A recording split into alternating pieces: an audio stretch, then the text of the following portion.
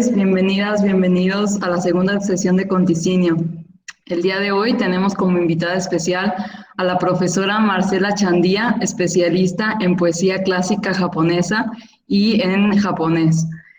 Ella nos platicará el día de hoy sobre un panorama general de la poesía del periodo Heian y algunas poetas representativas. Voy a presentar su semblanza para quienes aún no la conocen.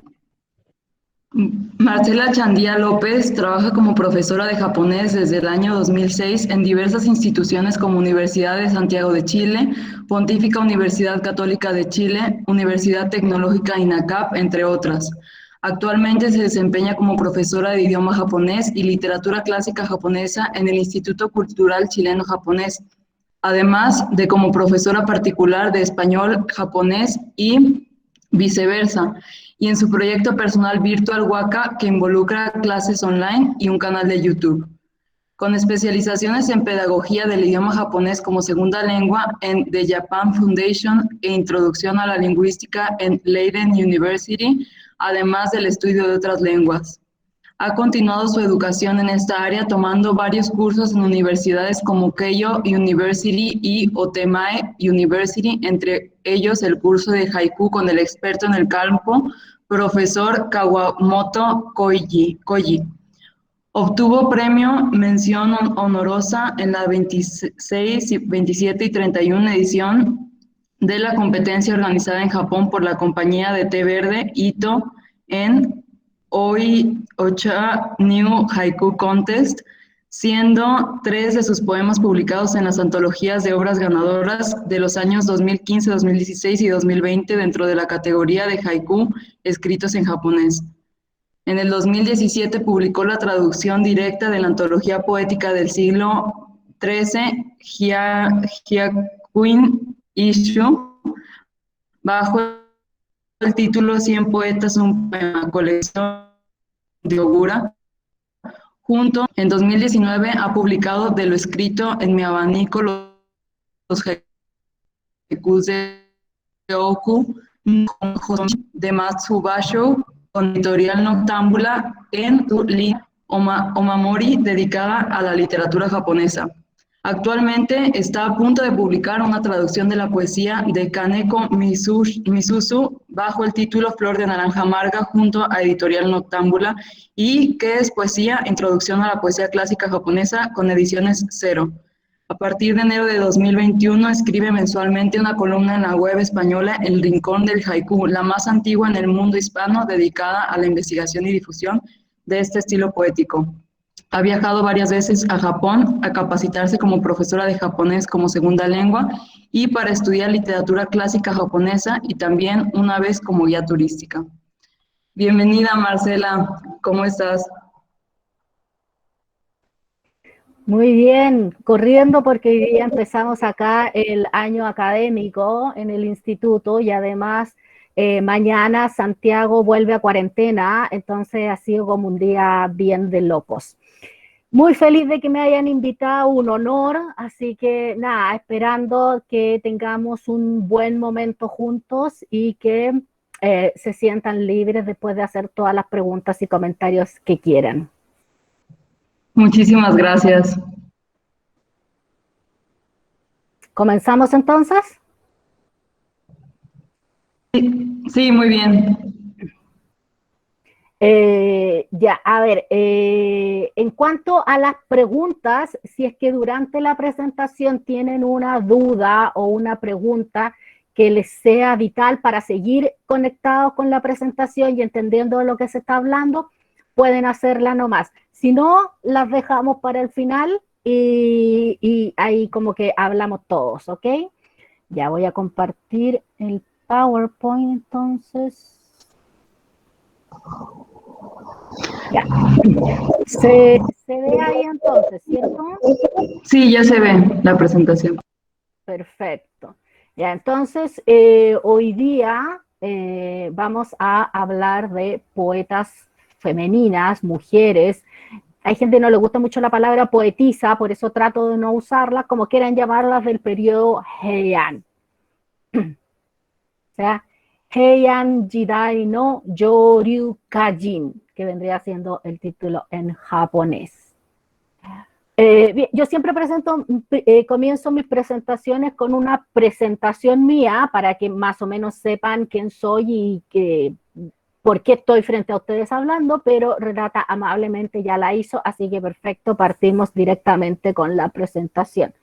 Tenemos acá una línea temporal de la historia de Japón y nos vamos a centrar nosotros, por lo tanto, en lo que es el periodo antiguo, Kodai, ¿ya? Específicamente Heian. Vamos a hacer, eso sí, un poco de previo para ver cómo llegamos a Heian. Tenemos 10.000 años antes de Cristo, en el periodo Jomon, que comienzan a haber estas tribus de cazadores y recolectores. Ya en el periodo Yayoi, ya podríamos hablar de pequeñas comunidades agrícolas que también empiezan con el trabajo del metal, la cerámica, y empiezan a haber una suerte de tribus que van conformándose cada vez más grandes y con un poder mayor sobre el territorio. Después ya en el 300 después de Cristo tenemos lo que es el periodo de Yamato. Ustedes saben que Yamato es el antiguo nombre de Japón, y se toma entonces ya como inicio de lo que sería Japón hoy día en la actualidad. Por ahí, por mitad del siglo VI, llega el budismo desde China, en realidad desde India, pasando por China, después por Corea, y por lo tanto a Japón le llega un budismo evidentemente cambiado, no tal cual como lo tenían en India. Profesora, una petición. ¿Puede cambiar la diapositiva, por favor, para ver la línea del tiempo? ¿Esa? En el PowerPoint, ahorita estamos viendo la portada que dice poetas mujeres del periodo Heian, pero no sé si es esa la diapositiva que quiere que veamos ahorita o que si quiere que veamos la diapositiva que estaba abajo, es como una línea de tiempo. A ver, espérame un segundo, que entonces, es que como te digo, yo esta cosa de Meet, a ver si ahora funciona.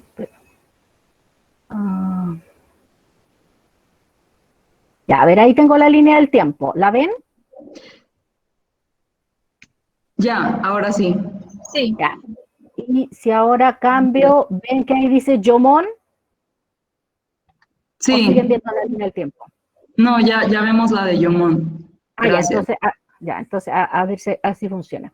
Entonces, recapitulo todo. Estábamos haciendo una pequeña preview, podríamos decir, a el periodo Heian específicamente que vamos a ver, más que nada como para saber cómo llegamos a Heian, porque es importante para entender evidentemente la literatura del periodo. Entonces, estábamos diciendo que en Jomon ya nos encontramos con pequeñas tribus de cazadores y recolectores que eran principalmente nómades, y ya después, cuando introducen la agricultura, empiezan a haber pequeños asentamientos donde se va desarrollando el trabajo del metal, la cerámica, y empiezan, por lo tanto, también a aparecer una sombra de lo que serían después los grandes clanes japoneses.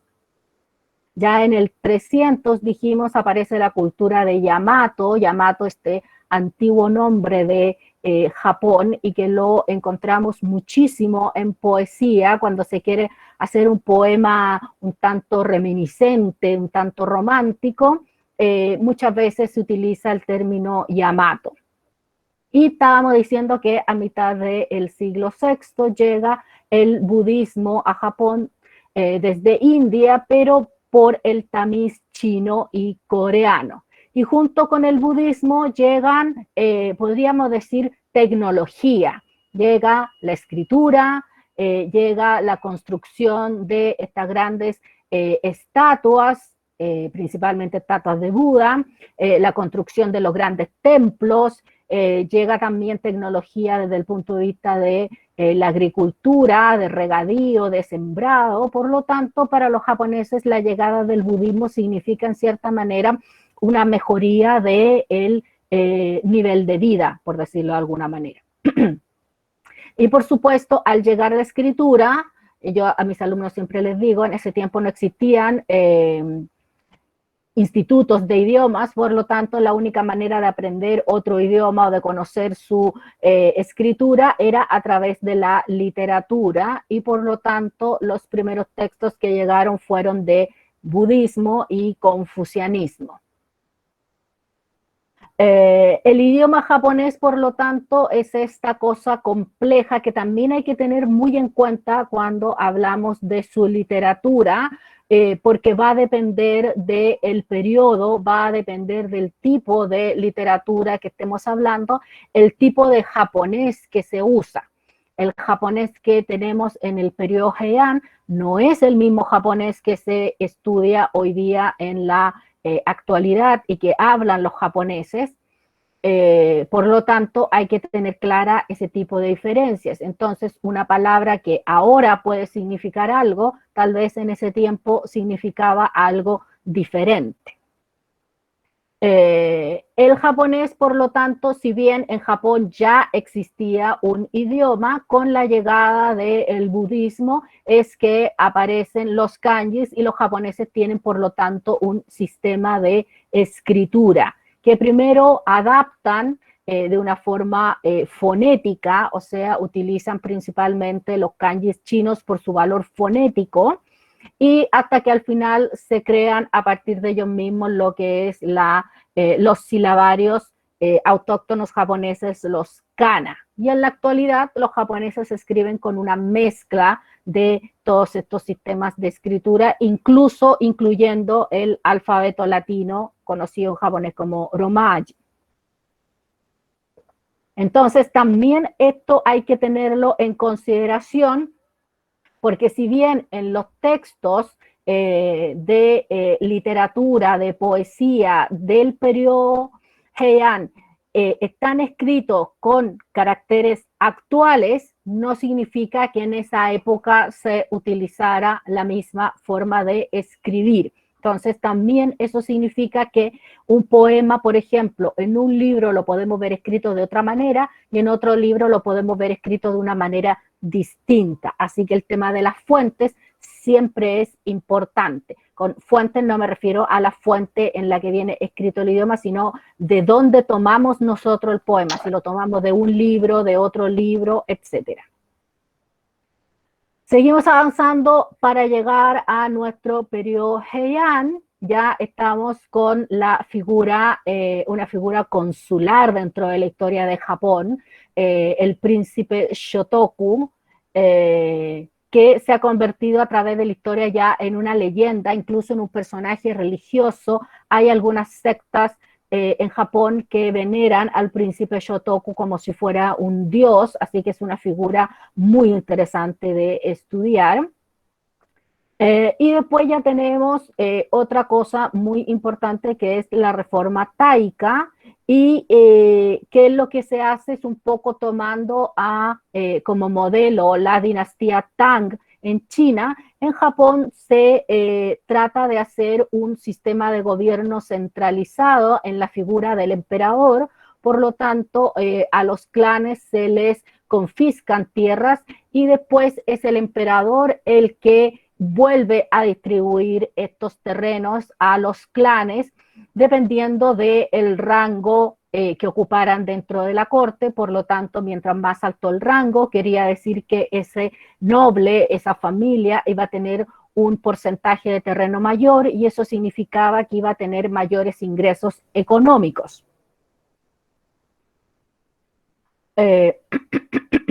Acá otro hecho histórico importante para nuestro periodo Heian, aunque todavía no llegamos a Heian, pero es muy importante. En el 668, el príncipe Nakano Oeno, después de ser nombrado emperador Tenji, le otorga a su aliado político Nakatomi no Katamari el título hereditario de Fujiwara. ¿Y por qué es importante? Porque podríamos decir que la historia del periodo Heian es básicamente la historia del clan Fujiwara. llegan a ser en la cúspide de su poder el clan más poderoso de todo Japón. Eran básicamente ellos los que reinaban, y eso lo hicieron a través de una serie de matrimonios en los cuales casaban a las hijas Fujiwara con los príncipes imperiales, y por lo tanto, cuando ese príncipe llegara a ser emperador, según la costumbre confuciana, el confucianismo en Japón nunca cuajó como religión, pero sí como una suerte de código moral de conducta. Por lo tanto, según el confucianismo, los hombres le debían lealtad al padre de la esposa. Esto significaba que cuando este príncipe llegara a ser emperador, ese emperador le debía lealtad a su suegro Fujiwara, y en caso que fuera rebelde, se le abdicaba y pasaba a ser emperador el hijo, el nieto del abuelo Fujiwara, y como niño no podía reinar, necesitaba un regente, y quien actuaba como regente, su abuelo. Por lo tanto, los Fujiwaras llegaron a ser el poder, no sé si en las sombras, porque en realidad todo el mundo sabía que eran ellos los que gobernaban. Ya en el 701 tenemos el establecimiento del Código Taijo y el sistema Ritsuryo. El sistema Ritsuryo no nos vamos a profundizar en ello, pero básicamente que la corte japonesa se divide en un sistema de rangos. El emperador está en el rango número 1 y todos los demás nobles, las esposas del emperador, los ministros, etcétera, cada noble estaba en un rango, y el rango determinaba, como dijimos, la cantidad de terreno asignado, por lo tanto la cantidad de impuestos que iban a recibir de esa tierra, el lugar donde vivían en la capital. Mientras más alto el rango, vivían más cerca del Palacio Imperial; mientras más bajo el rango, vivían más lejos del Palacio Imperial. Incluso determinaba los colores que podían usar en sus vestimentas. O sea, todo estaba esquematizado en este sistema Ritsuryo de rangos cortesanos. Ya en el 710, que comienza el periodo Nara, que es el periodo donde nace la literatura japonesa escrita, porque previo a eso era una literatura oral. También florece muchísimo el budismo, y empiezan a ver los primeros textos escritos. Tenemos el Kojiki, este libro fundacional, podríamos decir, donde vienen los mitos de cómo se creó Japón, cómo se pobló, y todas las historias después en las cuales los dioses van interactuando con los seres humanos, hasta que llegamos al momento en que aparece el primer emperador de Japón, y por lo tanto como descendiente de los dioses, y eso es lo que le da el sustento a los emperadores japoneses hasta la actualidad para reinar en Japón, porque son descendientes de los dioses. Y también tenemos que en el 759 aparece la primera antología de poesía japonesa autóctona. Con autóctona nos referimos a que no está influenciada por la poesía china, que es el Manyoshu. Y ya en el 794 estamos comenzando con el periodo Heian. El periodo Heian va desde el 794 al 1185. Es un periodo bien largo, un periodo principalmente pacífico, así que evidentemente eso también ayuda al florecimiento de la cultura. Son prácticamente 4 siglos. Y se llama Heian, obviamente se llamó de manera posterior Heian, porque la capital está en la ciudad llamada Heian-kyo, y que es lo que básicamente es hoy día Kioto. Evidentemente dijimos que el clan Fujiwara es el clan con el poder por excelencia durante este periodo. Es un periodo en el cual nacen muchos estilos literarios en el periodo previo, el periodo Nara, recién son los primeros pasos de la literatura, por lo tanto, todavía estaba muy incipiente, y es en el periodo Heian donde ya empieza a expandirse y a nacer nuevos estilos, pero no solo nuevos estilos, sino también nuevas técnicas. Y el periodo Heian termina básicamente cuando el clan Fujiwara pierde el poder que ostentó durante todo este periodo. Eso significa que a este clan todopoderoso ir perdiendo su poder, en cierta medida la vida cortesana pierde parte de su poder y surge esta nueva, podríamos llamar, casta social, la de los guerreros, que es la que va a dominar Japón durante los siglos posteriores hasta Edo.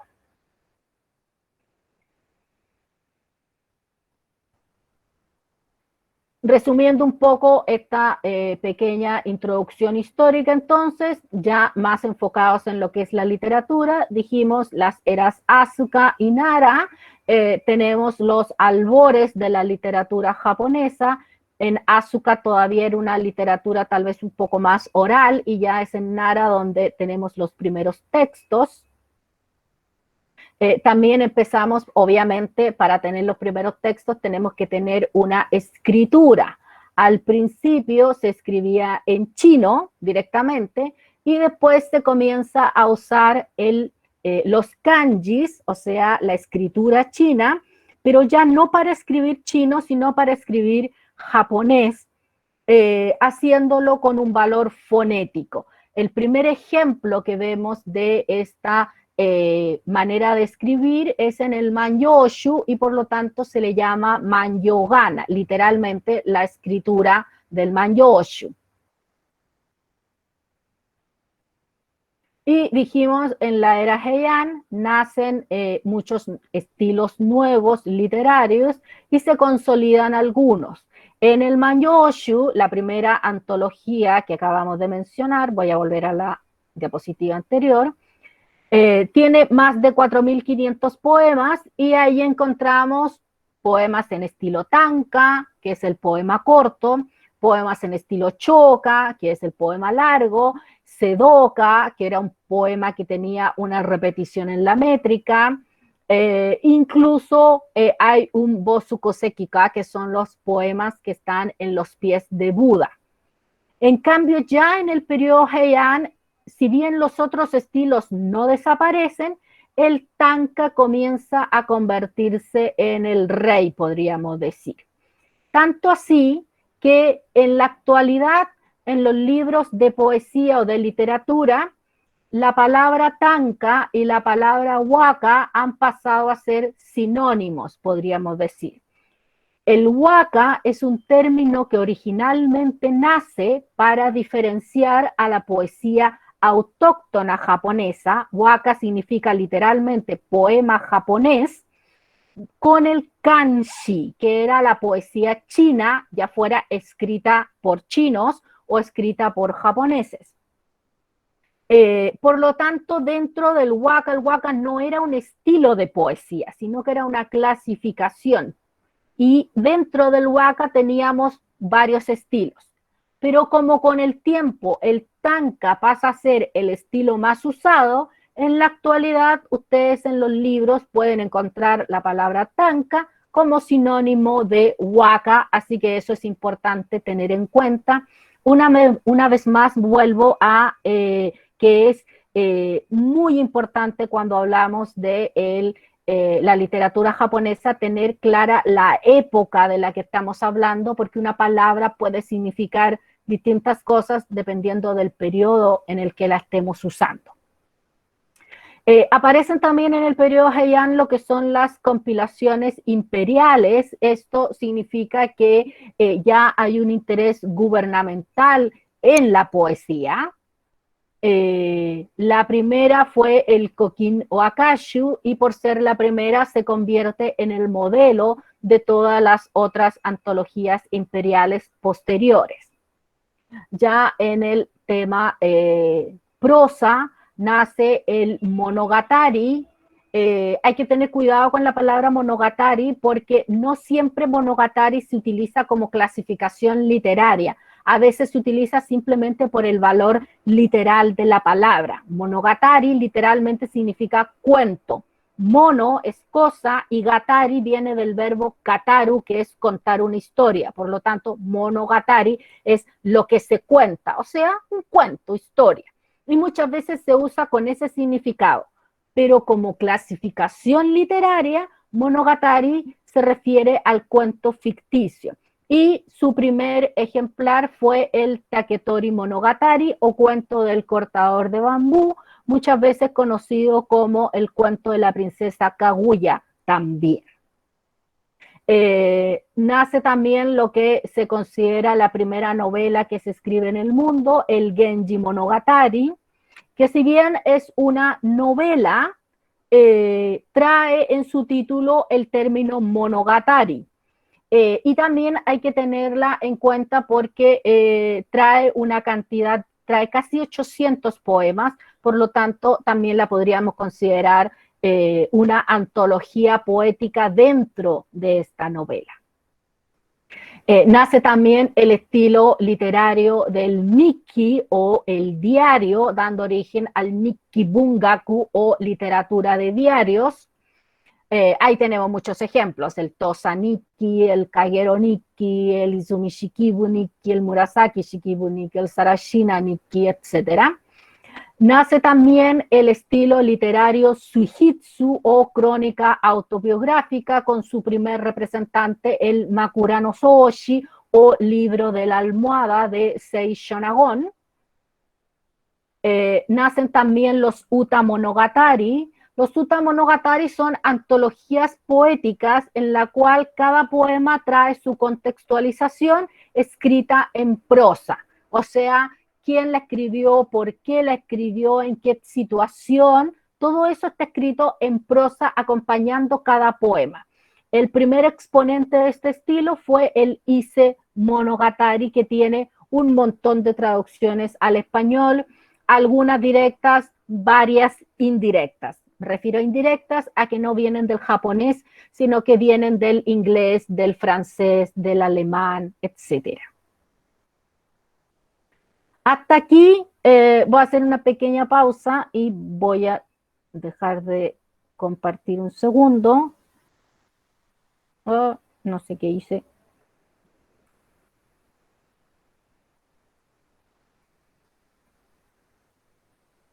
Ahí sí, creo que sí. Ahí no estoy compartiendo, ¿cierto? Sí, no, ahí ya no se ve la presentación. Perfecto. No, una pausa, quiero hacer una pausa dramática para ver, porque yo estoy viendo solamente el PowerPoint, así que me siento como súper rara, como que estoy sola. Entonces, no sé si estamos bien, si alguien tiene alguna pregunta, alguna duda en este momento, antes de irnos ya a las poetas propiamente tal. Yo no tengo ninguna duda, gracias. ¿No? ¿Estamos todos bien? Hasta el momento, todos conmigo. Yo tengo una duda. Cuéntame. Quisiera saber cuál es su favorita o su formato favorito de poemas de los que acabamos de, bueno, de los que nos acabas de presentar. A mí me gusta mucho el tanka. Me gusta mucho el tanka. Encuentro que es relativamente más fácil componer en formato haiku, si es que uno lo va a componer en japonés, que en tanka, pero evidentemente el tanka es más largo que el haiku, por lo tanto permite una expresión un poco más larga, pero también es un estilo poético muy formateado, si es que hablamos del tanka clásico, porque también existe tanka contemporáneo, que a ella las reglas son distintas. Pero yo diría que el tanka me gusta bastante por el poder expresivo que tiene. Gracias. Los poemas que vamos, de nada, los poemas que vamos a ver hoy día son todos tanka, por si acaso. Ya, vuelvo entonces a la presentación y nos vamos a las poetas.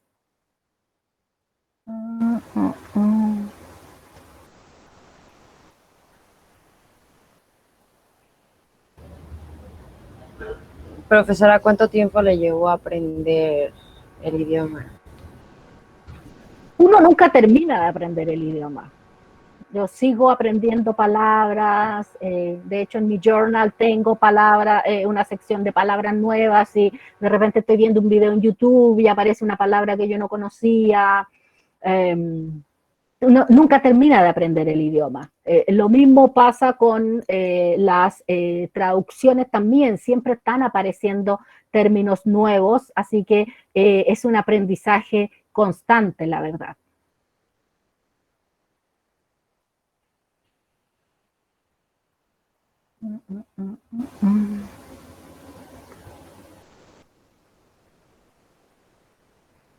Ya, vamos a mencionar algunas poetas entonces.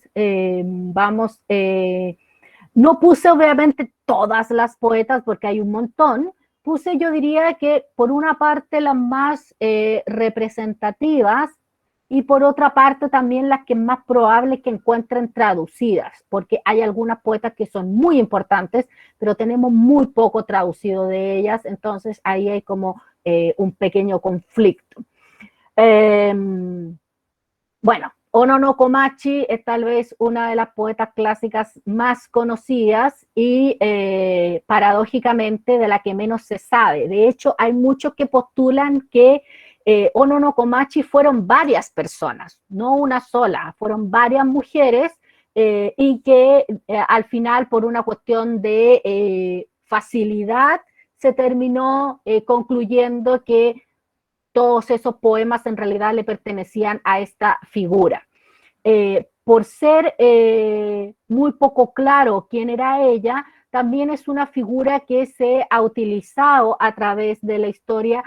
Por ahí en internet anda dando vuelta un paper bien interesante que habla sobre la figura de Ono no Komachi y su leyenda y cómo a través de los tiempos su figura se ha usado y abusado en el sentido de que dependiendo la época que haya sido, Ono no Komachi era el ideal femenino y en otras épocas era la bruja, la pecadora, lo que uno no debería hacer. Entonces, como la figura de esta gran poeta ha sido usada y abusada, así que les recomiendo que busquen por ahí, como les digo, creo que es, no me acuerdo el título exacto del paper, pero es algo así como Ono no Komachi o la creación de una leyenda, algo así.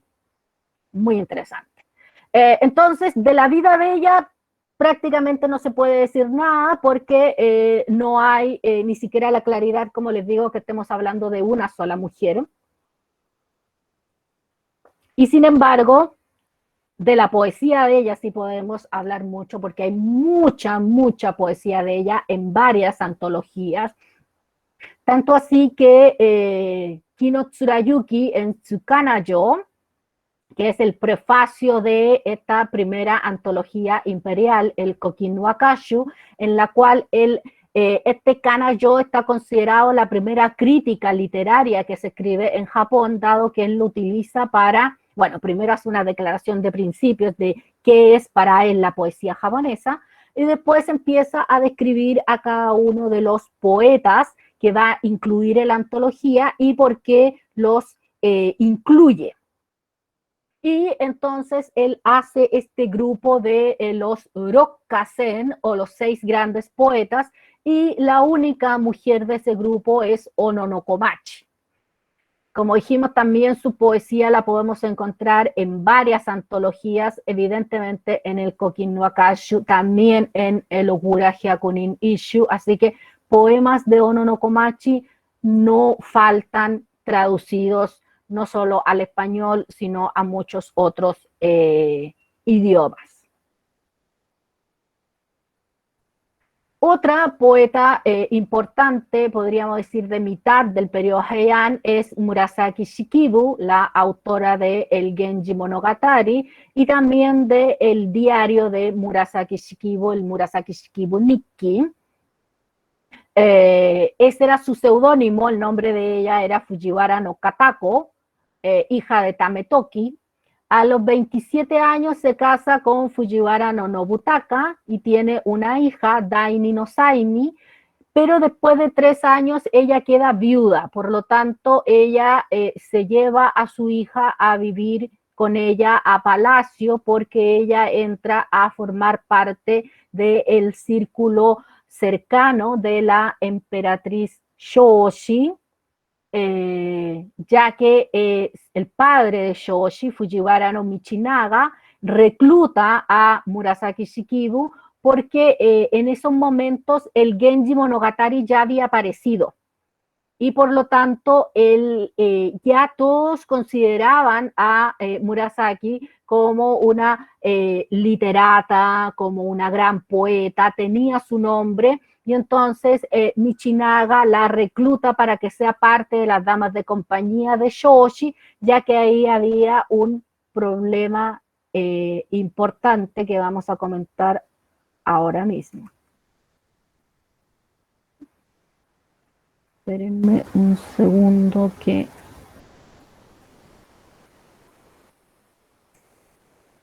Creo que dejé de compartir, ¿cierto? Sí. ¿Sí? Entonces, ahora...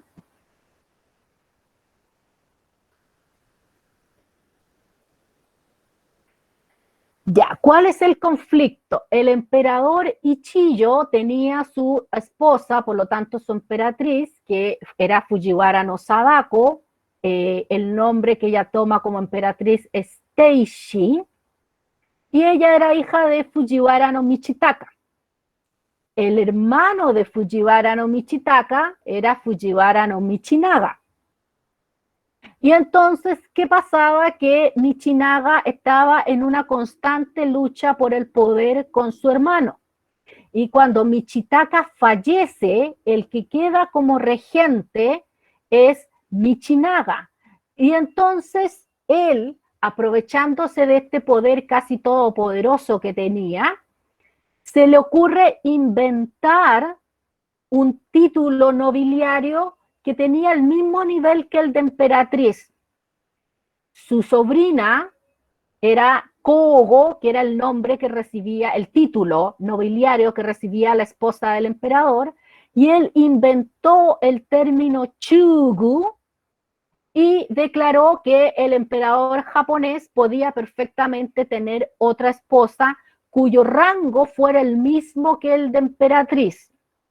Si bien en la corte esto fue muy mal mirado, porque se entendía que era una jugada política de Michinaga para tener mayor poder, dada la posición que él tenía en la corte, el único que se podría haber opuesto era el emperador, y los emperadores japoneses históricamente nunca han tenido demasiado poder, y por lo tanto se da por primera vez en la historia de Japón que el emperador tiene 2 emperatrices.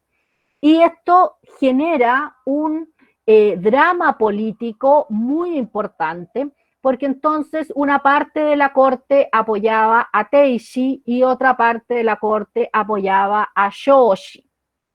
Entonces Michinaga, tratando de darle cada vez más poder y fuerza a su hija, es que se pone a recolectar o a reclutar más bien damas que ya tuvieran un cierto nivel dentro de la corte para que eso ayudara a su hija a tener una corte más poderosa. Y entonces, mientras Teishi tenía como dama de compañía a Seisho Nagon, la autora de el Makura no Soshi, el libro de la almohada, Shoshi tenía a Murasaki Shikibu, a Izumi Shikibu, a Kazome Emon. Bueno, aquí a esta corte es que Murasaki Shikibu trae a su hija, a Daini no Saimi, por lo tanto ella se cría en esta corte como dama de compañía, después al crecer se convierte ya también en dama de compañía de Shoshi.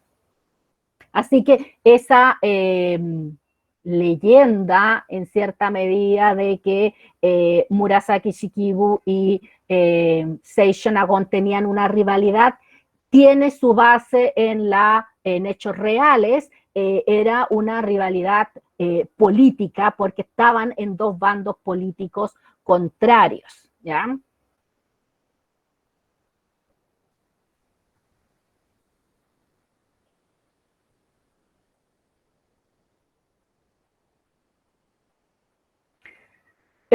Seguimos avanzando entonces. Esta era Murasaki Shikibu. Tenemos también a Izumi Shikibu. Izumi Shikibu fue conocida principalmente por su vida amorosa. Se decía de que inmediatamente que terminaba una relación comenzaba otra. Como que no podía estar sola. Y por lo tanto, la poesía de Izumi Shikibu es una poesía eminentemente romántica.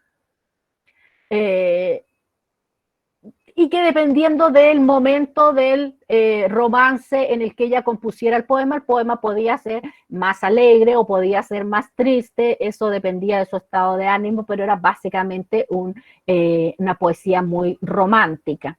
Historias de sus romances hay un montón.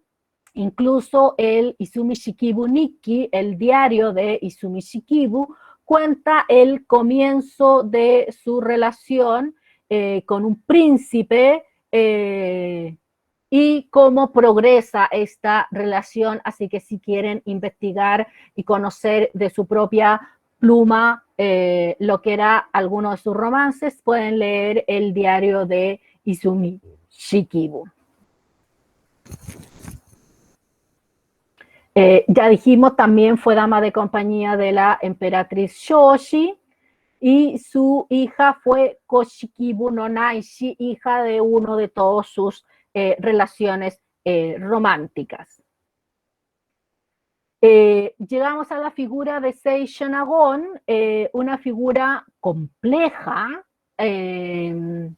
Se dice que entró muy joven a servir a la corte como dama de compañía, ya dijimos, de la emperatriz Teishi, es la autora del libro de la almohada, pero podríamos decir que ella estuvo como con el bando perdedor, porque Teishi, cuando aparece su prima, con este cargo también de emperatriz, a Teishi no tenía el carácter, la personalidad para hacerle la batalla, y por lo tanto ella se empezó a deprimir, empezó a cada vez estar más triste, a preocuparse de sus hijos, y al final enferma y muere muy joven, aparte de que la involucran en varios escándalos políticos, su prima y su tío. Y entonces Sei Shonagon sí demostró una lealtad porque ella fue dama de compañía de Teishi hasta el final. Y es cuando Teishi ya muere que podríamos decir como último servicio, Sei Shonagon se preocupa de ver que sus hijos, los hijos de Teishi, queden bien establecidos, y de ahí ella, en vez de elegir servir a otro noble, ya fuera mujer o hombre, ella decide retirarse de la corte, y se sabe que vivió sus últimos años en sencillez, absolutamente retirada. De hecho, no quedan más registros de ella. En el periodo Heian hay que tener muy claro que todo estaba centrado en la vida de la corte. Era un mundo en sí mismo. Y para ellos todo lo que estaba fuera de la corte no existía. ¿Ya? Ustedes no van a ver que, por ejemplo, se habla de la vida de los campesinos o de los comerciantes. No, todo revuelve en la corte, y por lo tanto, Sei Shonagon, al retirarse de la corte, podríamos decir casi como que desaparece de la vida. Y por lo tanto, el único registro literario que tenemos de ella es el libro de la almohada, y que además uno de sus poemas están en el Ogura Hyakunin Isshu. Ahora bien, dentro del libro de la almohada vienen varios poemas, así que ahí igual uno puede disfrutar de su poesía, y además que el libro de la almohada es un libro muy entretenido de leer, Si uno lo contrasta, si bien son estilos literarios distintos, porque el libro de la almohada es un suihitsu, ya dijimos, una crónica autobiográfica ensayística. Por el contrario, el Genji Monogatari es una novela. Entonces hay que tener en cuenta que no estamos hablando de lo mismo, pero sin embargo, si quisiéramos compararlos, el libro de la almohada es mucho más alegre, liviano, podríamos decir, mientras que el Genji Monogatari es mucho más triste, trágico, depresivo, mucho más denso en cierta medida. Otra figura poética importante es Ise. Podríamos decir que está al nivel de Kino Tsurayuki y Oshikoshi no Mitsune. Kino Tsurayuki es el compilador de el Kokinu Akashu, la primera antología imperial. También es el autor del Tosaniki, el primer diario, el primer ejemplo de la literatura de diarios. Así que eso nos dice que el nivel de Ise era considerada una gran poeta. También tuvo una vida romántica bastante movida, podríamos decir. De joven sirvió a la esposa del emperador Uda, se llamaba Onshi, y se enamoró del hermano menor de la esposa del emperador, de Fujiwara no Nakahira, pero también de su hermano mayor Tokihira, o sea, tuvo relaciones con ambos. Se dice que en años posteriores el emperador Uda también tuvo relaciones con ella, incluso le dio un hijo. Y años después ella tuvo una relación con uno de los hijos del emperador Uda, con el que también fue madre, pero aquí tuvo una hija, Nakatsukasa, que también es una gran poeta de este periodo. Se consideraba de Ise que era una mujer muy talentosa en lo que era la poesía waka y evidentemente asumimos que tenía una belleza excepcional, más que nada por los romances que tenemos de ella. No existía la fotografía y la pintura tampoco se había desarrollado en el tema de los retratos, así que tampoco teníamos retratos de la época. Otra figura importante que tenemos es la de Gido-san Shinohara. Gido-san Shinohara viene siendo literalmente la madre de Gido Sanshi, o sea, la madre del que tuvo 3 altos rangos. Eso podría ser una manera también de traducirlo. Era muy habitual en la época que no se usara el nombre de las mujeres, sino que se usara el nombre de un familiar masculino. Por lo tanto, era la hija de, la madre de, más que el nombre de la mujer propiamente tal. Principalmente por una cuestión de que, ya dijimos, la corte japonesa era un mundo muy pequeño, todos se conocían, entonces había que tener cuidado con lo que se decía, y también el hecho de que todos se conocieran, si se decía la madre de Juanito, todos sabían quién era, no había necesidad de explicarlo. Por supuesto, eso para nosotros, un milenio después, significa mucho conflicto, porque a veces tratar de averiguar de quién es un poema es un trabajo muy complejo. Su nombre real era Takashina Takako, hija de Naritada, se casó con Fujiwara no Michitaka, ya lo mencionamos antes, el padre de Teishi, y su hijo, bueno, de todos sus hijos, Korechika es el que alcanzó los 3 más altos cargos dentro de la corte imperial, y por eso que a ella se le conoce con este título de Gido-san Shinohara. Y como ya dijimos, también fue la madre de la emperatriz Teishi, la primera esposa del emperador Ichiyo. Acá ya nos estamos acercando a finales del periodo Heian y comienzos del periodo Kamakura. Por eso que cuando hicimos la revisión histórica, hablamos un poquito de los inicios de Kamakura para poder introducir también a estas poetas que están, podríamos decir que con un pie en cada periodo. Tenemos Shokushinai Shinno, tercera hija del emperador Go-Shirakawa. Existía la costumbre de que la familia imperial debía mandar a una hija a alguno de los santuarios Shinto más importantes a servir como sacerdotisa durante una cierta cantidad de tiempo para cimentar la unión que había entre la familia imperial y el shintoísmo, porque más que mal es el shintoísmo el que sustenta el que los emperadores japoneses gobiernen. ¿Ya? Por eso que la figura del príncipe Shotoku es tan importante.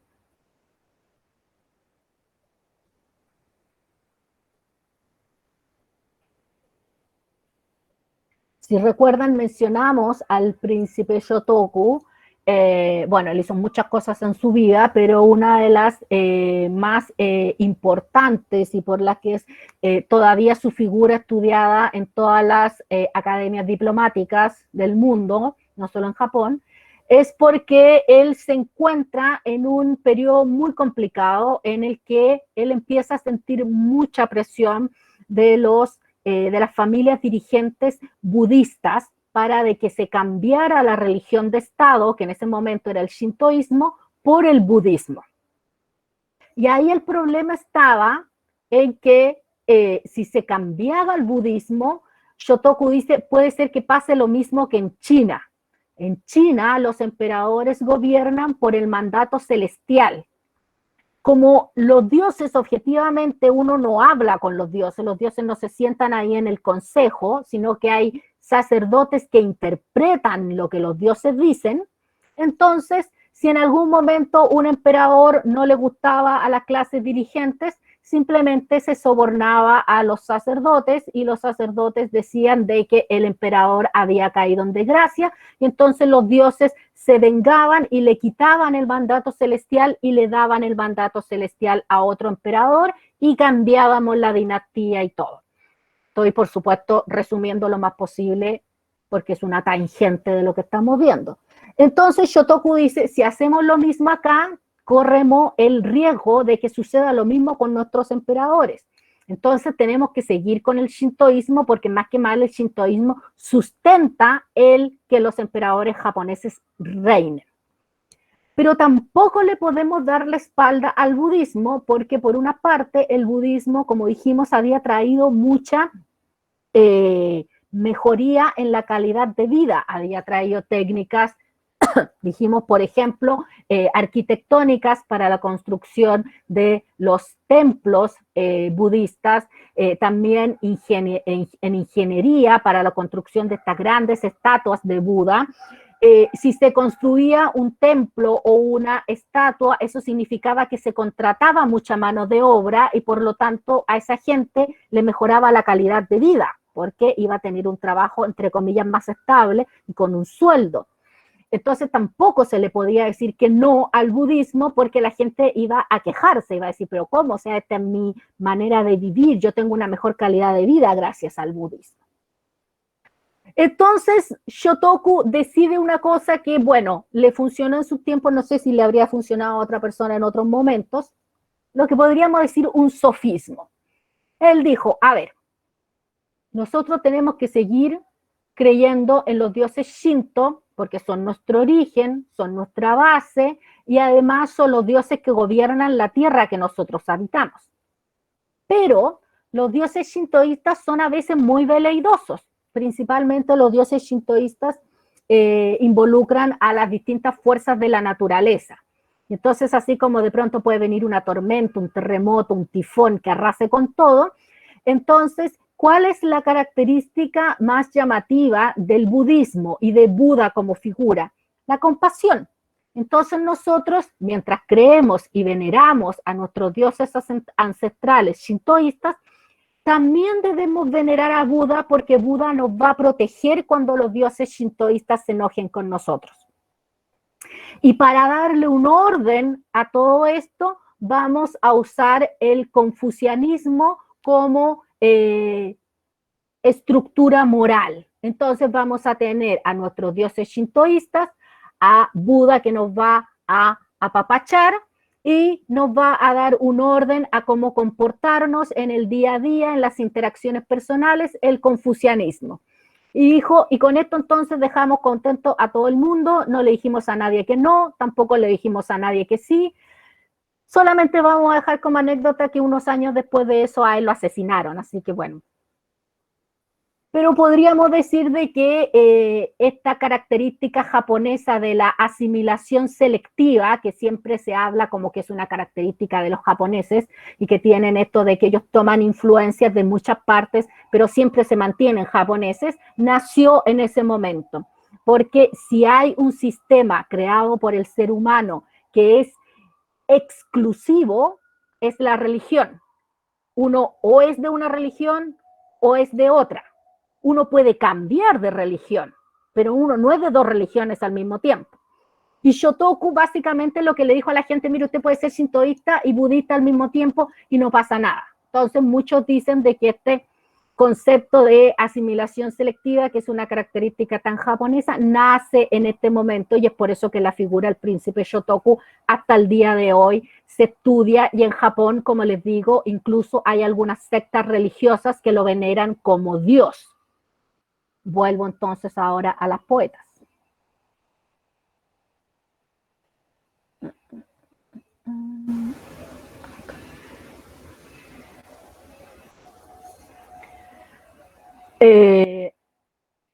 Entonces, Shokushi sirvió toda su adolescencia como sacerdotisa en el santuario Kamo, y cuando ella vuelve a la corte después de su servicio en este santuario, ella estudia poesía con Fujiwara no Toshinari, que era considerado el maestro de poetas. Y por lo tanto, ella estudió del mejor, como quien dice, y por lo tanto sus poemas son de una calidad muy, muy alta. De hecho, encontramos 49 poemas de ella, una cantidad bien importante, en la antología imperial Shinkoki no Akashu, que es la 8ª antología imperial.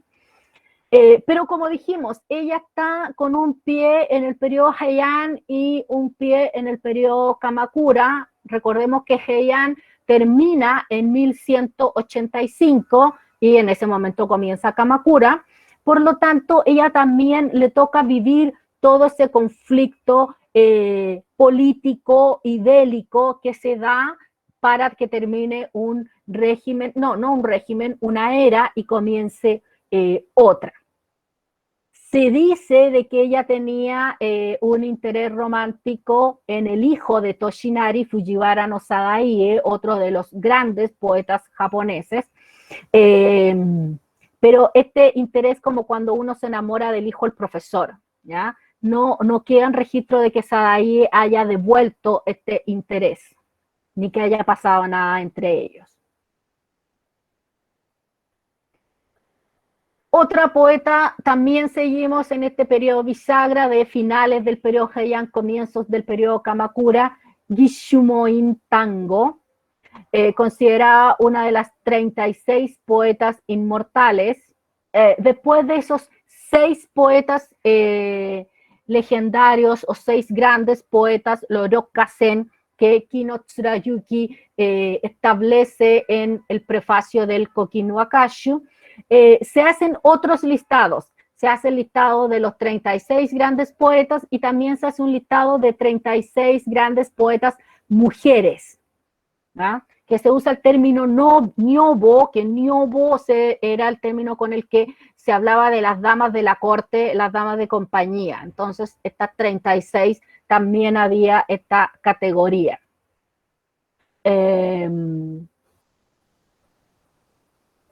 En el 1201 tenemos registro de que ella se convierte en monja, algo que se usaba mucho en ese periodo, tanto hombres como mujeres, de convertirse en monjes, pero no siempre se hacía con una razón religiosa detrás.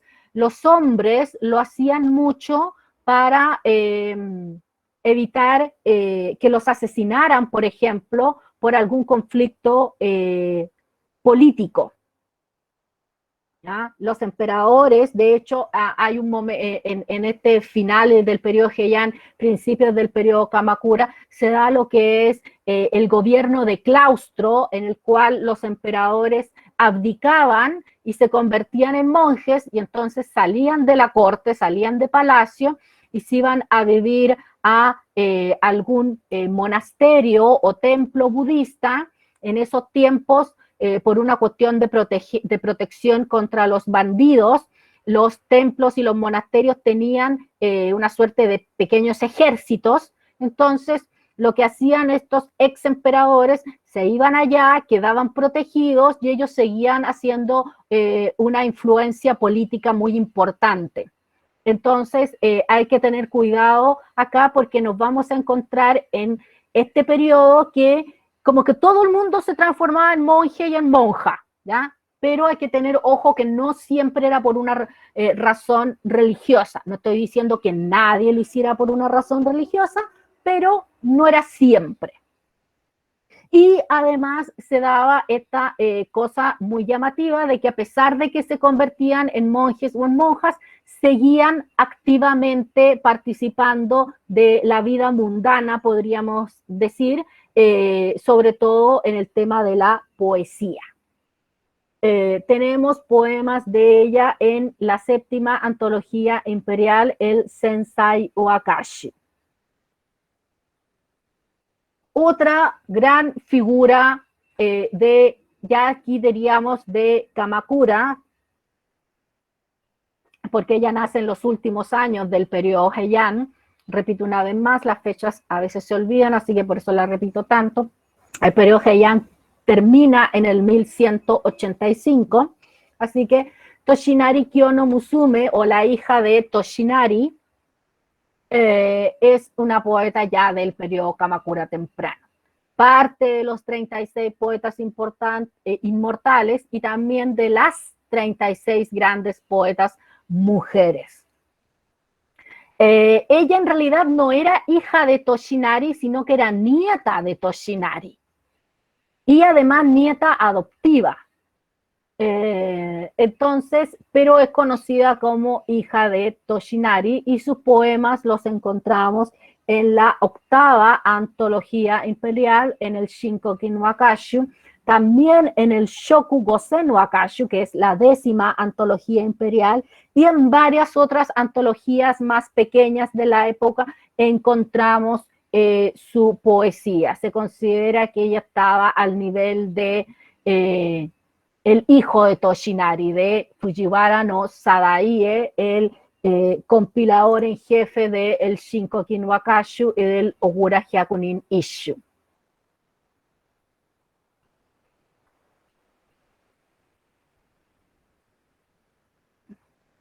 Vuelvo a hacer otra pausa dramática. Entonces, esos son por lo menos las biografías de las poetas que les quería traer hoy día y que también son de el listado de poemas que les mandé ayer. Y ahora vamos a hablar un poco de el mundo en el que se daba, en el que vivían estas mujeres y que por supuesto influye en su poesía. Entonces, hago la pausa aquí para saber si alguien tiene alguna duda de lo que acabamos de ver o seguimos nomás. A mí me surgió la duda de cuál era el papel o el trabajo, el rol que cumplían las mujeres que se convertían en monjas. ¿Que cumplían dónde? ¿En el templo o en el monasterio? ¿O que cumplían Sí, en la vida? en el templo o el monasterio. Dependía un poco de quiénes hubieran sido antes de convertirse en monjas. O sea, si bien se supone que al convertirse en monjas quedaban todas iguales, en realidad seguía influyendo si antes de tomar los hábitos habían sido de un rango dentro de la corte más alto o más bajo, ¿ya? Por lo tanto, eso también dependía mucho. Como les digo, algunas, su vida seguía siendo básicamente la misma, la diferencia era que ya no vivían en la corte, ¿ya? Algunas se dedicaban a peregrinar entre distintos templos, otras se iban y se quedaban a vivir más de claustro, entonces algunas se iban a vivir a casas de la familia de ellas que estaban en el campo, por decirlo de alguna manera, entonces iba a depender un poco de cuál hubiera sido el rango que tuvieran ellos dentro de la corte antes de convertirse en monjas, ¿ya? Que lo mismo que sucedía con los hombres también dependía un poco de el rango que hubieran ocupado antes. Como les digo, hay varios emperadores de este periodo que ellos abdican y se convierten en monjes y básicamente siguen funcionando casi como emperadores. De hecho, existe el título emperador retirado, y ellos seguían en cierta medida ejerciendo una influencia política muy fuerte. De hecho, a veces que rivalizaba con la del emperador que estaba en el momento ejerciendo. Incluso muchos decían de que tenían más poder cuando se convertían en monjes que antes, porque estaban libres de la corte, ya no tenían a la corte, a los regentes, a los consejeros, a los ministros, y que les dijeran qué hacer, sino que estaban, entre comillas, solos, por decirlo de alguna manera. Solos, entre comillas, porque igual ahí estaba obviamente involucrada la jerarquía del monasterio o del templo, ¿ya? Pero eso, dependía un poco de cuál hubiera sido su vida previa a tomar los hábitos. Ok, gracias. Una pregunta. Sí, claro. Tengo una pregunta. ¿De dónde cree usted que sacan tanta sensibilidad de estos poetas viviendo en una vida tan apartada de otras experiencias, pues, relativamente más fuertes? Ya, hay que considerar que la poesía clásica en general, independientemente del estilo que estemos hablando, del periodo que estemos hablando, se considera poesía clásica desde que comienza la literatura japonesa, o sea, periodo Nara, hasta que termina el periodo Edo, o sea, 1868. Hasta ahí todo eso es clásico y tiene unas reglas. Y después se convierte en contemporáneo o moderno y las reglas cambian. Entonces, en todo lo que es la poesía clásica, era una poesía muy esquematizada. Los temas estaban predefinidos, ¿ya? Se hablaba de las 4 estaciones del año, del amor, de la separación, de los viajes, y existía una categoría que eran, estaban los poemas de agradecimiento, estaban los poemas de lamento, y estaban los misceláneos que se supone que no entraban en ninguna de estas categorías, pero en realidad sí más o menos entraban en las categorías, tenía más que ver con una cosa lingüística. Entonces, no era que uno pudiera escribir de cualquier cosa, sino que uno tenía que escribir dentro de esos temas que estaban predefinidos. Y esos temas predefinidos también tenían un uso lingüístico, se podían ocupar ciertas palabras para cada tema. Entonces, en realidad, no era tanta la inspiración de los poetas, sino la habilidad técnica para manejar estos temas, para manejar este uso lingüístico, para manejar las diversas figuras literarias que existían. Entonces, es una literatura una poesía un tanto difícil de entender para nosotros, porque en Occidente nosotros le ponemos más énfasis a la inspiración, al talento. De hecho, existe esta figura del poeta que se va, no sé, si pensamos en los poetas europeos, qué sé yo, del siglo XVIII, XIX, estos poetas medio muriéndose de hambre, que allá en una guardilla en París, pero estaban con su musa y se inspiraban. o acá hay algo más contemporáneo en Latinoamérica, que se iban a la casita en la playa, el poeta, estar solo, inspirarse y paseaba por la... Todos nuestros países yo creo que tenemos poetas de eso, ¿cierto? Esa es la imagen que tenemos nosotros del poeta. El poeta clásico japonés era un tipo que se estudiaba las técnicas de poesía, los listados de palabras, era un estudioso, era un académico, y que después ponía en práctica estas técnicas, y que mientras más capaz fuera en usar estas técnicas, su nivel poético iba a ser más alto. ¿Por qué? Porque la poesía tenía, de partida en Japón, la poesía siempre ha sido para recitarse en voz alta, no para leerse. Las antologías se hacían después, no antes. ¿Ah? En cambio, acá nosotros tenemos más la idea de que el poeta, por eso el poeta se aleja del resto de la humanidad, para inspirarse y escribir su libro. Y incluso todavía nosotros nos encontramos con muchos poetas que después que fallecen o que se enferman, se encuentran estos cuadernos con estos poemas que nadie conocía. En Japón, no. El poema era algo social, una cosa que se hacía frente a otra gente. Entonces, ningún ser humano puede estar inspirado las 24 horas del día, los 365 días del año. Es imposible. Nadie. Todo el mundo va a haber un momento en el que quede en blanco. Pero como socialmente el noble tenía que estar capacitado para componer un poema en cualquier momento, de cualquier tema, entonces la única manera de hacer eso era llevar la poesía a un nivel técnico en el cual, si yo manejaba las técnicas, yo era capaz de hacer un poema. ¿Ya? Obviamente, yo siempre digo, si a esta capacidad técnica de manejar, como les digo, el uso lingüístico, las figuras literarias, incluso la caligrafía, etcétera, le sumábamos a un ser humano que había nacido con talento, evidentemente ahí ya tenemos poetas wow.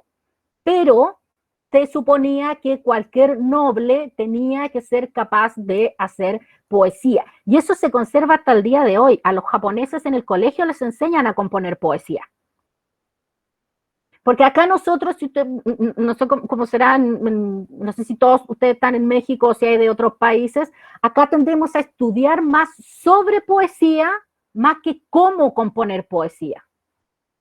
En Japón les enseñan cómo componer poesía. En la clase de lenguaje les enseñan a componer tanka, les enseñan a componer haiku. O sea, un japonés de ahora sabe, tiene por lo menos los conocimientos básicos. Que lo haga o no lo haga, ya eso es otra cosa.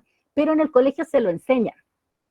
¿Ya? Entonces, en esos tiempos, parte de la educación de los nobles era cómo componer poesía. Ya habían tratados teóricos, habían maestros que se dedicaban exclusivamente a eso. Entonces, como les digo, da esta sensación de que, claro, como dices, que estaban siempre inspirados. No, no estaban siempre inspirados, sino que manejaban muy bien la técnica. Vale, Entonces, muchas gracias. de nada, pues. Ya, yo ya voy, y ahora voy a entrar a la parte ya final de la presentación, que vamos a hablar un poco de el mundo. Entonces, dijimos que teníamos la corte, pero cuando hablamos de la corte no es un palacio, sino que es más bien una suerte de ciudadela, con el palacio imperial al centro y las casas de los nobles alrededor, que más que casas eran estas como villas. ¿Ya? Estas villas donde tenemos, acá también tenemos un concepto muy importante, si se fijan toda la vegetación que hay, este jardincito, existe la idea, esta imagen de Japón, como que Japón es una sociedad sumamente ecológica, muy ligada a la naturaleza, pero no es a la naturaleza natural, es a una naturaleza intervenida por el hombre. Estos jardines estaban hechos enteros de manera artificial, no eran así naturales. Se traían plantas que no eran de ahí, se hacían estos estanques, se cavaban y se llenaban de agua. O sea, esta naturaleza en realidad está hecha por la mano del hombre. Entonces hay que tener cuidado. De hecho, existe un libro muy bueno de Haruo Shirane, que se llama Japón y la cultura de las 4 estaciones, donde él abarca este tema de que esta imagen que nosotros tenemos de que los japoneses están tan conectados con la naturaleza, hay que tener cuidado porque no es tan así, es en realidad una naturaleza pero creada por el hombre. Entonces, cuando decimos que, por ejemplo, las mujeres estaban restringidas a una vida dentro de las casas, hay que entender que no son como las casas de nosotros, que sería pensar que una persona no puede salir. Bueno, estamos un poco en este último año de pandemia, así un poco como hacernos una idea de cómo sería esa vida. Pero no, al no salir de la casa nos referimos a estas villas, ¿no?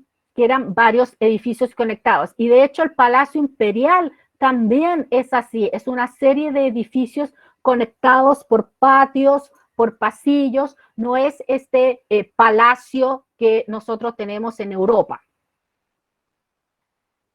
Acá tenemos ya la parte exterior de estas construcciones, donde tenemos este como lugar intermedio. Tenemos primero un pasillo externo que está en esta baranda o balcón, que era donde en general, si había buen clima, se recibía a la visita allá afuera, sobre todo si era hombre, no entraba, se quedaba allá afuera, y se ponían estas cortinas o se dejaban caer estas persianas, y entonces los hombres no veían a la mujer, y por eso que a pesar de ser una cultura muy machista, donde las mujeres, obviamente, una vez más estamos hablando de las aristócratas, no tenían permitido ni siquiera salir de la casa, donde, sin embargo, eran mujeres que tenían un nivel educacional muy alto. ¿Y por qué era esto? Porque si yo voy a tapar a la mujer, el hombre no la va a ver, no sirve de mucho que la mujer sea bonita, no sirve incluso de mucho que gastemos ropa en comprarle la ropa más cara, porque no se iba a ver. Entonces sí era importante que la mujer fuera interesante, que tuviera tema de conversación, que supiera de literatura, que supiera de poesía, porque ese va a ser el intercambio que iba a tener, un intercambio hablado con el hombre.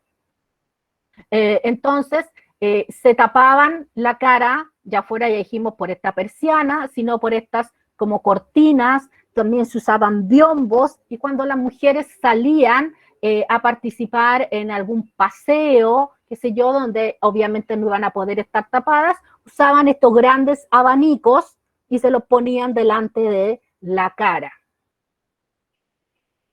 Y por último, para entender también la poesía, entonces tenemos que entender la vida de las mujeres, ya que hoy día estamos viendo poetas femeninas.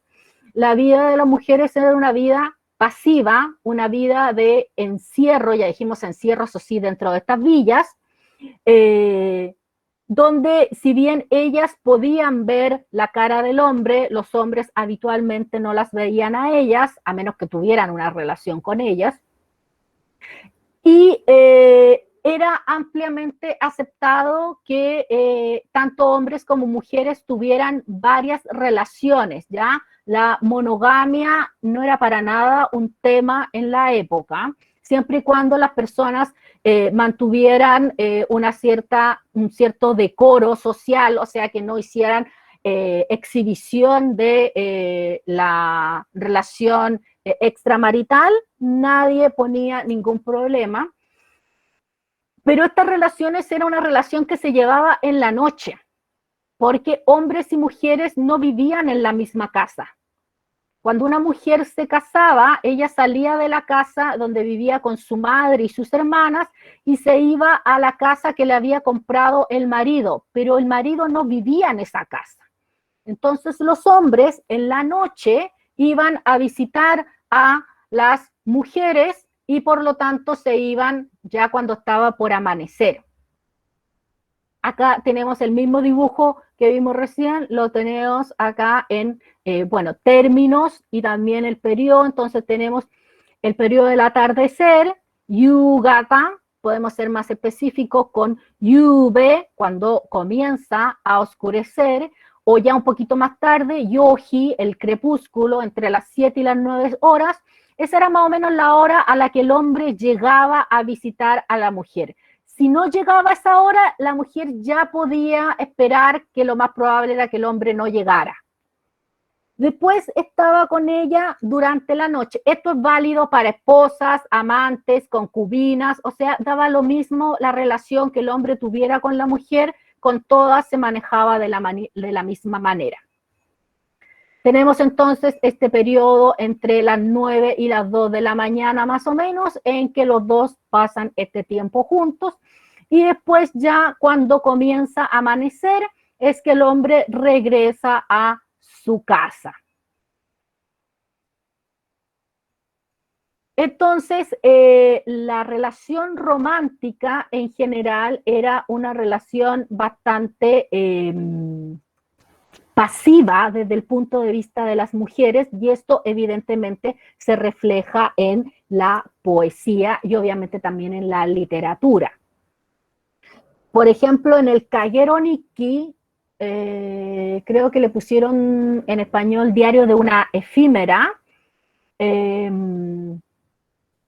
la protagonista, todo el diario está ella hablando de la relación que tiene primero con el prometido, después el esposo, y es constantemente una queja de por qué él no la viene a ver, que ella se quedó esperando hasta tarde y él nunca llegó, y después entonces el otro día cuando él sí la va a visitar, ella no lo quiere recibir porque está enojada con él. Entonces, si quieren así como profundizar un poco más en esa relación, pueden ver y vamos a ver ahora entonces, ¿cómo estamos de hora, Renata?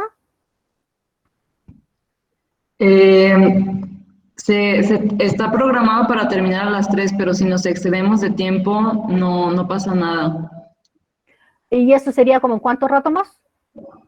El que usted quiera, el que usted tenga, y ya si alguien necesita salirse, lo puede ver después en la grabación, pero no, su tiempo es muy valioso, así que el que nos quiera dedicar, nosotros felices.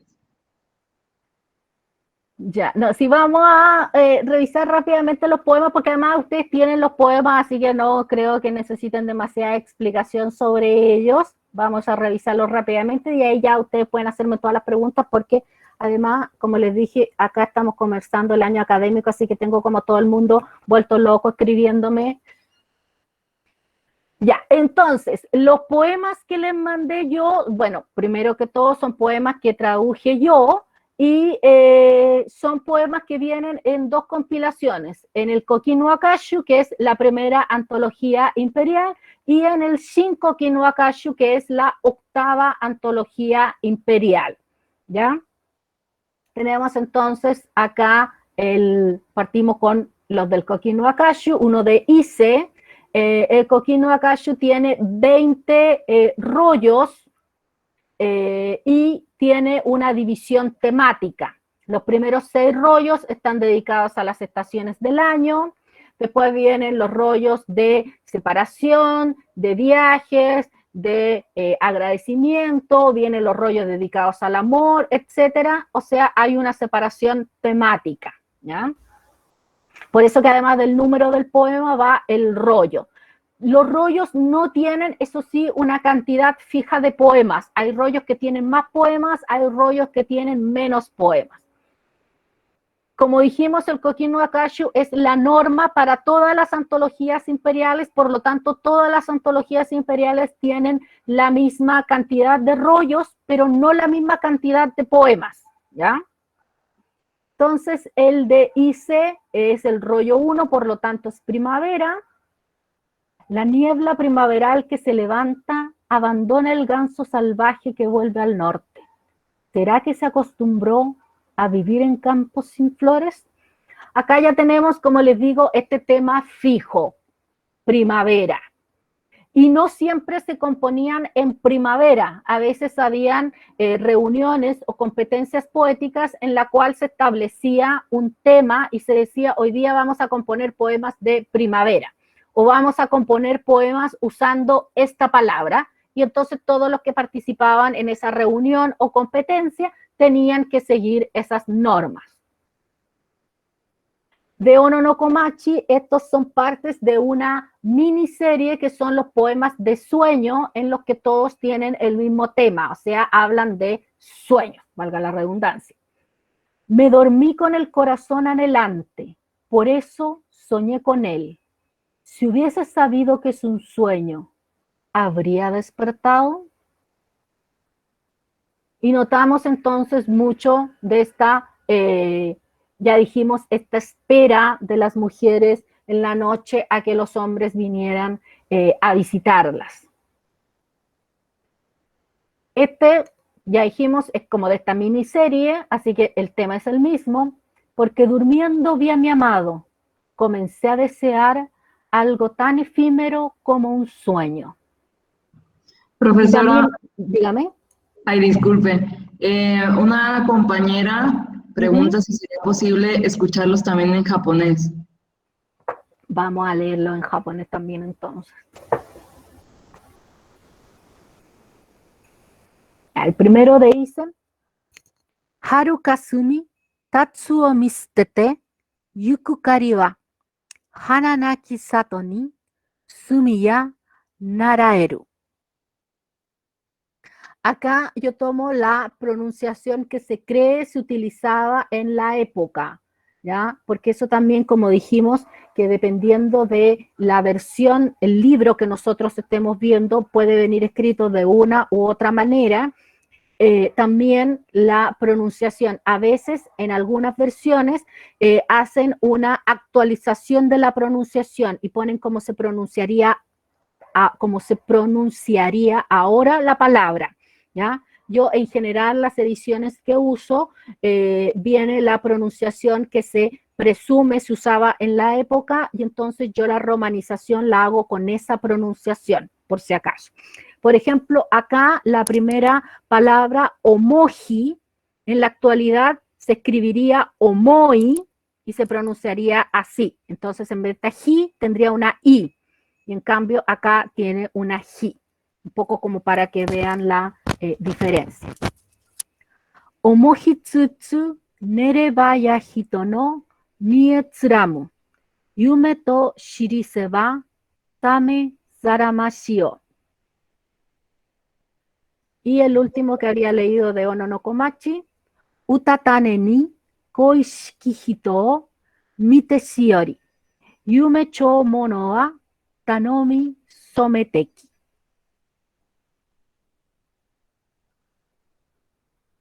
Seguimos con los poemas de Ono no Komachi. Ito semete kohishiki toki wa mubatama no yoru no koromo o kaheshite zokiru. Tan intensamente siento este amor que, en la oscura noche, como semilla de lirio, mi ropa de dormir me la pondré al revés. Se utilizaba mucho este concepto de la parte del revés de la ropa, asociándolo con la piel del amado, porque como el revés de la ropa es el que toca la piel de uno, entonces se utilizaba como eufemismo de la piel de la otra persona. Qué bonito. Otro de Ono no Komachi. Mirume naki, waga mi o urato, shirane baya, kare nade ama no, hashita yuku kuru. No hay algas para ser recogidas en esta bahía. ¿Acaso él no lo sabe? El pescador que viene y va hasta que sus piernas se agoten. Acá también tenemos un poema muy eufemístico en el cual estas algas en esta bahía, la bahía es ella y algas se refiere como al amor y el pescador es el otro, ¿ya? El amado o ya no tan amado por lo visto, en el cual ella le dice, él sigue viniendo, objetivamente le está diciendo, esta persona me sigue visitando o buscándome y yo ya no tengo sentimientos por esta persona. Veamos ahora de Ise. Ajini ajite mono mo fukuro no waga sode ni yadoro tsukisaje nururu kahonaru. Nos hemos visto tantas veces. Al pensar sombríamente, la luna que se refleja en mi manga es como yo con el rostro mojado. Otro concepto muy importante son los llamados utakotoba o palabras poéticas, que eran palabras que al utilizarse en poesía tenían un significado más grande que el literal. Y que se utilizaba, era norma, estaba por obligación, había que utilizar estas palabras poéticas para componer poesía, porque entonces permitía transmitir mucho más significado que el que estaba literalmente escrito. Pensemos que 31 sonidos o moras, igual es bastante poco espacio para decir algo. Entonces, eso era lo que permitía el utakotoba. En este caso, de todo lo que hay, vamos a fijarnos en sode. Sode es la manga, pero cuando la utilizan en poesía, se refieren a la manga que yo uso para secarme las lágrimas, porque estoy sufriendo por amor. Entonces, todo eso estaba incluido en el concepto de sode. Volvemos a otro de Ono no Komachi. En este caso, los poemas están ordenados como salen en la antología. No los dividí por poetas específicamente. Iro miede utsurofu mono wa yononaka no hito no kokoro no hana nizo arikeru. Los colores se apagan y de este mundo, del corazón de las personas, las flores. No necesita demasiada explicación.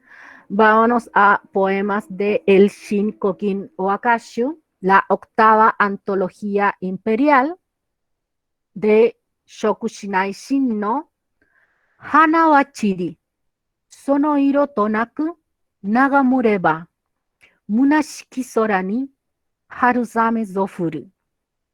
Las flores caen, y sin siquiera sus colores en qué posar mis ojos, desde un cielo en que nada hay, cae la lluvia de primavera.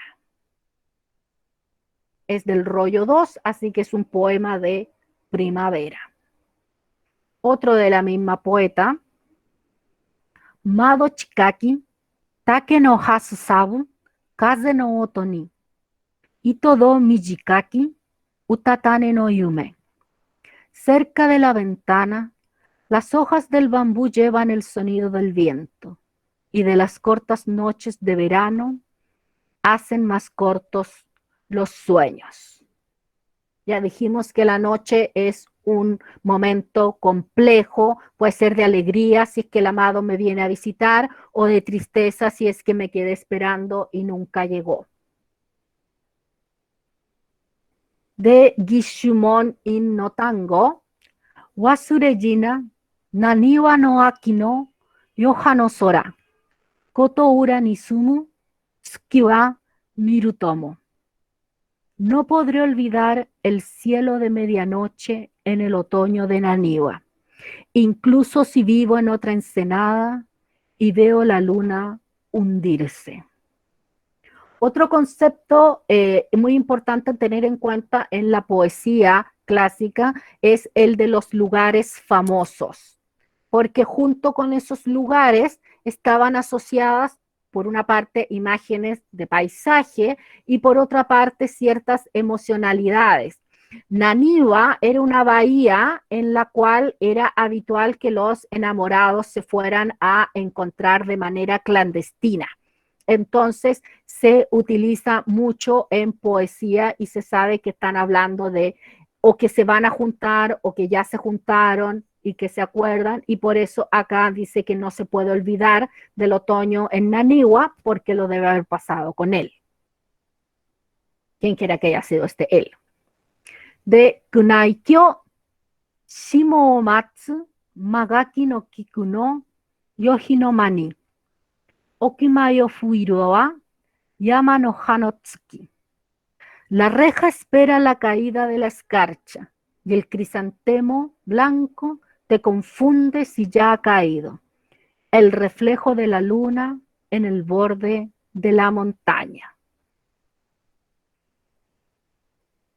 Y acá tenemos un poema de, si es el rollo 5, es un poema de otoño, ya finales de otoño acercándose al invierno. Una pregunta, Sí, claro. perdón. Con la reja, ¿a qué se refiere? Eran unas rejas que se ponían alrededor de los patios, unas rejas de bambú.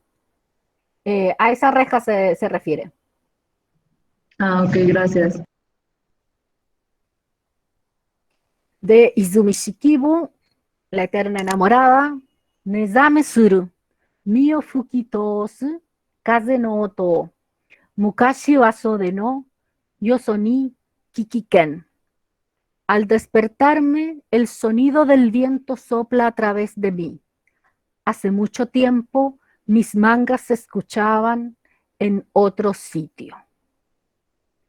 ¿Ya? Y aquí, una vez más, entendemos, hay otra vez una interpretación, un eufemismo en el cual esto de que las mangas se escuchaban en otro sitio era con otro amado.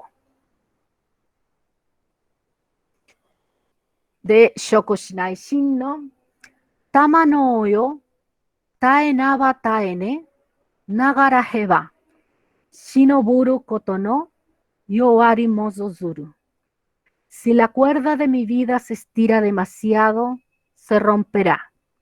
Aquello que oculto está, se va debilitando. Hablando probablemente de un amor que había que mantener en secreto.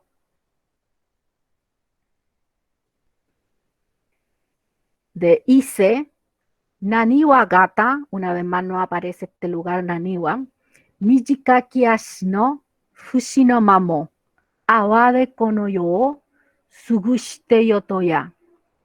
En la laguna de Naniwa, entre los juncos, el espacio corto es. Así de corto podría ser el tiempo y yo no podría estar en este mundo sin verte.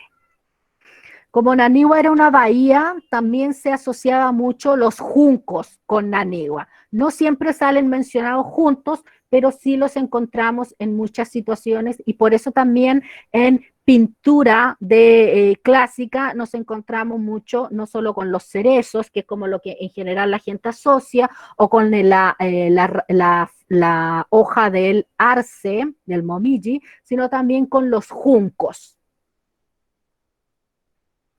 De la hija, o más bien nieta, de Toshinari Ki, de Fujiwara no Toshinari, Shitamoe ni omoji kianamu keburi dani, atonaki kumo no hate zo kanashiki. Ardiendo por dentro, mi recuerdo desaparecerá. Como el humo que no deja rastros en las nubes, así de triste es el final. Este no necesita demasiada explicación, se entiende un poema bastante depresivo, probablemente de cuando ya se está terminando un amor. Y ya vamos a los últimos poemas de Guido-san Shinohaha, la madre de aquel con 3 rangos. Wasureji no yukusue made wa katarakeba. Kefu kagiri no inochi tomogana.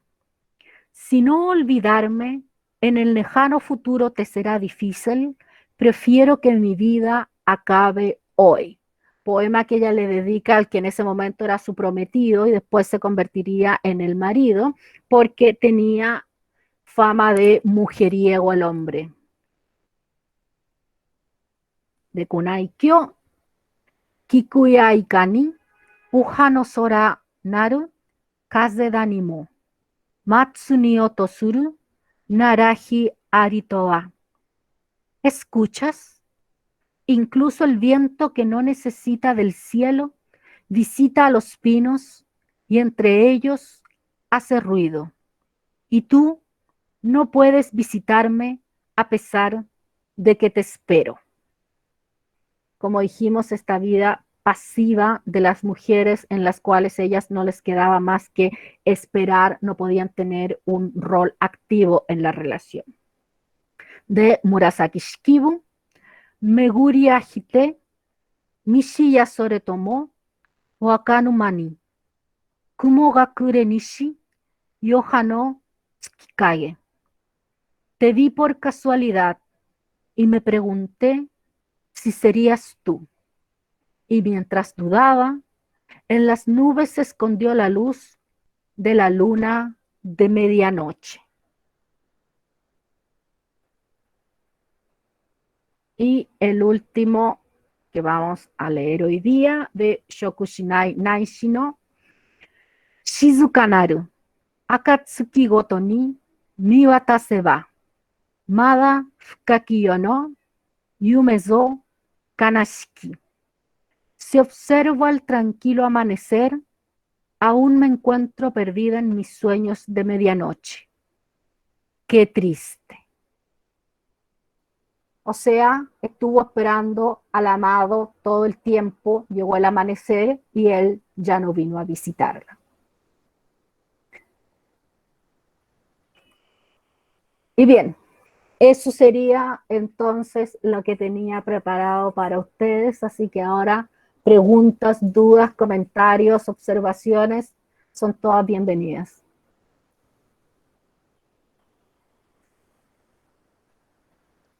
Yo tengo una pregunta. Lo del manga, bueno, es que cuando estábamos revisando los textos que habríamos de ver en Confucinio, pues hay muchísimo la imagen de la manga, de las mangas. Me preguntaba si cambiaba su significado a través de los periodos o si hay como alguna otra variación de esa imagen. En general, sode se referían a esas mangas largas de los kimonos de la época del periodo Heian, del Yunihitoe. Entonces, con sode, en general hacían esa asociación cuando era poesía de periodo Heian, Kamakura, en general poesía cortesana, ¿ya? En general poesía cortesana. De acuerdo, gracias. Yo tengo una pregunta también, ¿hasta qué periodo la vida y la literatura se centra en la corte y comienza a participar también el pueblo? El pueblo no viene a participar hasta el periodo Edo. ¿Ah? Tenemos el periodo Heian, bueno, Nara, que es cuando recién nace la literatura, y por lo tanto en el Manyoshu, que es la primera antología, pero no es una antología oficial, no es una antología imperial, y por lo tanto es más bien un trabajo de arqueología. Ahí nos encontramos incluso con cantos folclóricos que son adaptados a un lenguaje poético para poder incluirlos en la antología. Después el periodo Heian se centra exclusivamente en la corte. Después tenemos Kamakura, Muromachi, Azuchi Momoyama, donde se mezcla la corte con los guerreros. Eran estos guerreros que querían emular a los cortesanos y por lo tanto ellos también recibían una educación en componer poesía, pero se abre un poquito el espectro del tema porque evidentemente la vida de un guerrero no es la misma que de un cortesano. Y ya es en el periodo Edo cuando entra a jugar un rol en el mundo literario, lo que es el pueblo, entendiendo el pueblo más bien que el pueblo como los citadinos, porque no estaban contemplados los campesinos. Los campesinos, lamentablemente, los pobres nunca están contemplados en ninguna parte. Son los citadinos, los que viven en las ciudades. Y ahí es cuando recién empieza a ver la mirada de ellos en la poesía. Ok, gracias. ¿Alguien más tiene alguna pregunta? Yo, Maestra, tengo una duda en cuanto a la traducción de los poemas. Ujú. Usted comentó que pues es muy diferente a la traducción que se le hubiera dado en ese entonces a la de ahorita. Y mi pregunta es cómo se aseguran que les están dando el significado que tal vez la poeta quería que se le diese. Ya, en general, a ver, yo diría que desde el punto de vista de las traducciones hay dos formas en las que los traductores se aproximan a ella. Por una parte tenemos que es una traducción más academicista, que son los que trabajan con los manuscritos que hay detrás, antologías, por ejemplo, ya que estamos hablando de poesía, entonces de estas antologías, que estos manuscritos están guardados en museos, en bibliotecas de municipalidades, de universidades, a veces en bibliotecas de monasterios también, entonces se pide acceso y son manuscritos no exactamente del mismo periodo, son todos manuscritos posteriores y se trabaja con ellos. Y se hace, por lo tanto, es un trabajo mucho más académico. Y la otra son, y ahí me incluyo yo, los que trabajamos con versiones contemporáneas de estas antologías. Y estas versiones contemporáneas habitualmente son versiones comentadas, por decirlo de alguna manera.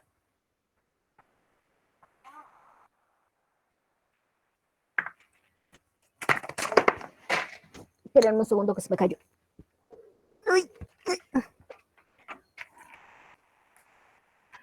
Entonces, en estos casos, no creo que se vaya a ver muy bien, pero en estos casos viene el poema original, después viene una interpretación a japonés contemporáneo de ese poema, y después viene 1, 2 o 3 páginas de explicación del poema.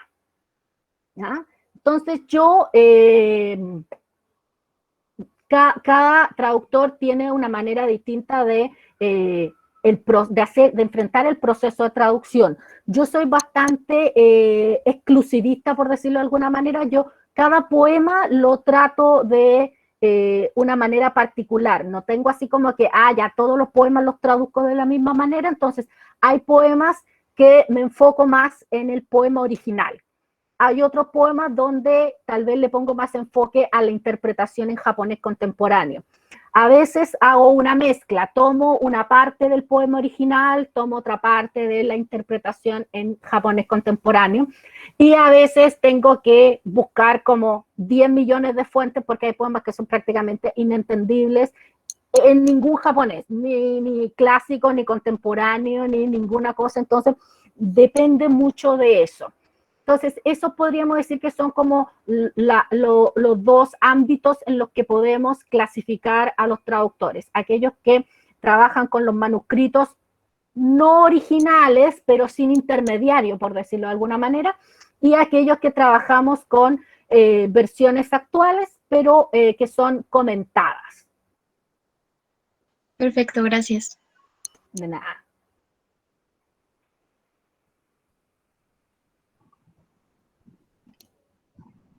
¿Alguien más tiene alguna otra pregunta? Me parece que al principio de la presentación decía que el japonés era como una cosa rara dentro de toda la lingüística, como que seguía siendo algo extraño el nacimiento de la lengua. ¿Podría desarrollar un poquito? Me quedó como que el interés de esa situación. Bueno, el japonés es un misterio misterioso dentro del ámbito lingüístico, porque si bien tiene algunas similitudes con el coreano, con el búlgaro, con el quechua incluso, nunca se ha logrado encontrar de dónde proviene, no se ha logrado. Los lingüistas siempre analizan ciertos parámetros para relacionar una lengua con otra. Y el japonés nunca lo han podido relacionar con ninguna familia lingüística de las que existen. Y por lo tanto, como tenían que hacer una clasificación, no pueden dejar al idioma dando vueltas en el aire, entonces lo que hicieron fue crear una familia, la familia de las lenguas japónicas, que es básicamente una familia para clasificar el japonés, porque en ella está el japonés, están los dialectos ryukenses, que ahora que el archipiélago Ryukyu es parte del territorio japonés, podríamos decir que es japonés. y algunos dialectos de las tribus Ainu en el norte de Japón, que volvemos a lo mismo, podríamos decir que también es japonés. Entonces, es básicamente hacer una clasificación para poner al japonés en alguna parte. Entonces, en ese sentido, desde el punto de vista lingüístico, no tiene una afiliación con otra de las grandes familias lingüísticas. Wow, muchas gracias. De nada. A ver, en el chat no hay pregunta, parece.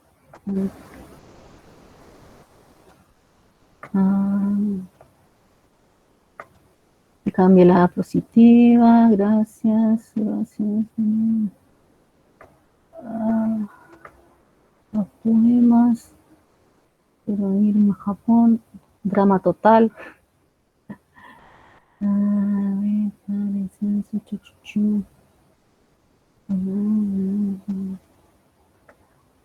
¿Planea escribir algún libro propio? En este momento, ahora, hoy día, tengo publicado 2 libros. La traducción del Ogura Hyakunin Isshu, bajo el nombre 100 poetas, un poema, colección de Ogura, que lo pueden encontrar en Amazon, o por busca libre si es que lo quieren físicamente. Tengo de lo escrito en mi abanico, los haikus de sendas de Oku de Matsuo Basho, que también lo pueden encontrar en Amazon digitalmente o físicamente por busca libre, que esos son haikus. Y va a salir ahora el mes que viene una introducción a la poesía clásica japonesa. Eso sí, se los recomiendo absolutamente. Estén atentos a mis redes sociales porque ahí voy a avisar del lanzamiento y todo. También lo van a poder comprar. Ese va a salir primero solo físico, así que fuera de Chile lo tendrían que comprar a través de Busca Libre, pero va a estar disponible. Y ese debería estar saliendo fines de abril. Vamos a hacer lanzamiento internacional así. Y también está por salir Flor de Naranja Amarga, que esa traducción de una poeta contemporánea, de Kaneko Misuzu, que es de principios del siglo pasado. Muchas felicidades, profesora. De hecho, aquí tengo abiertas las portadas de sus libros. ¡Ah, qué bien! Presentarlas. Okay.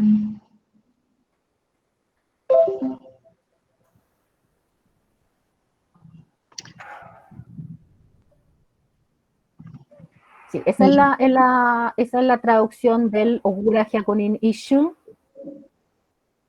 No sé si se sigue viendo. Creo que, no, ahora no se ve nada. Y esta es la... Y ese es de lo escrito en mi abanico, los haikus de sendas de Oku de Matsuo Basho. Esos son los 2 que ya están. Y también tengo abiertos aquí los enlaces donde se pueden conseguir sus libros. Este es el de 100 poetas, un poema. Aquí en Amazon voy a poner el enlace en el chat. Y también el de lo escrito en mi abanico. Muchas gracias. Gracias a usted. También tengo abierto su canal de YouTube. Sí. Porque la verdad es que está genial. Aquí pueden encontrar a la profesora. Tiene muchos videos sobre muchos temas. De hecho, aquí está literatura del Nara, literatura del Heian, emperadores y emperatrices, mujeres en el Manyoshu, Año Nuevo, importancia del contexto, contar el tiempo. Este video me encanta. Murasaki Shikibu, para quien quiera profundizar en las autoras, Ono no Komachi, que es el haiku, Nakamura Teijo, diferentes estaciones, invierno, otoño, verano, primavera. Realmente su canal está muy completo, profesora. Y tengo entendido que sube un video a la semana, ¿verdad? Un video a la semana, todos los martes. Sí, todos los martes subimos un video. Suscríbanse, si van al canal, suscríbanse, por favor. Sí, muy bien. Ya compartí ahí el enlace a su canal. Muchas gracias. Y perdón. No, como les digo, estén atentos porque de verdad estoy muy emocionada por este que va a salir ya en abril. se llama ¿Qué es poesía? Introducción a la poesía clásica japonesa. Tratamos con la editorial de hacer un libro lo más exhaustivo posible, pero a la vez que sea lo más amigable, con toda la información necesaria, pensado para gente que no sabe nada, para gente que sabe algo, para gente que sabe mucho, todos pueden encontrar un poquito.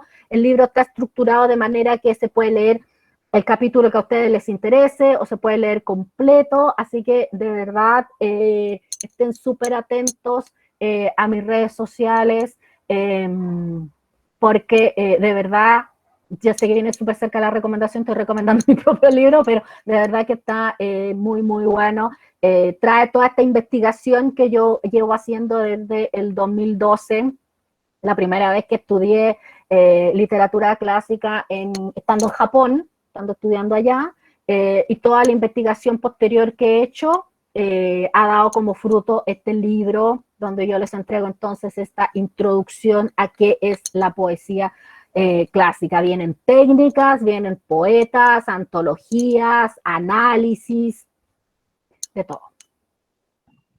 Muchas gracias, profesora. Pues estaremos totalmente al pendiente de sus redes sociales para cuando salga el libro adquirirlo.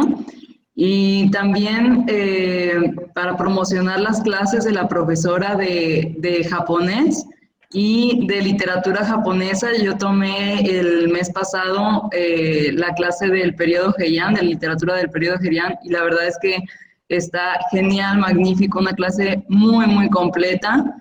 Y pues se los recomiendo muchísimo. Muchas gracias. Sí, en abril volvemos con las clases, ahora marzo, bueno, estoy con el tema del final del libro, empezando el año académico, así que marzo me lo tomé sabático de lo que es las clases de literatura, pero volvemos en abril. El primer sábado de abril volvemos con clases de literatura, valga la redundancia, clásica japonesa. ¿Dónde podemos inscribirnos? Estoy viendo ahí. Los viernes yo subo a mi Facebook y cuando me acuerdo al Instagram, pero al Facebook sí que sí, subo los datos para conectarse. No es necesario que se inscriban, pueden asistir siempre, pueden asistir cuando ustedes quieran. Siempre publico de qué se va a tratar la clase, así que también pueden ver si les llama o no les llama la atención el tema. Vuelvo el 3 de abril, por si acaso. Así que eso. Si no tienen más preguntas, creo que entonces vamos terminando, Renata. Perfecto, sí. ¿Alguien más tiene alguna otra pregunta? Bueno, muchísimas gracias, profesora. La verdad es que fue una sesión excelente, muy, muy informativa. Muchas gracias por todo su conocimiento que nos compartió, por su tiempo. Y pues seguimos en contacto por sus redes sociales y también estaremos poniéndonos al tanto con sus videos cada semana y de su próximo libro. Muchísimas gracias también a todos los asistentes y pues nos vemos la próxima sesión. Gracias, profesora. Muchas gracias a ustedes por la invitación, por la atención, por las preguntas. Espero haber contribuido con mi granito de arena a la difusión de la poesía de este periodo tan interesante y que a todos les pique la curiosidad de seguir investigando y profundizando en estas poetas. Así que nada, muchas, muchas gracias por la invitación. Gracias a usted. Nos seguimos viendo. Hasta luego. Nos vemos.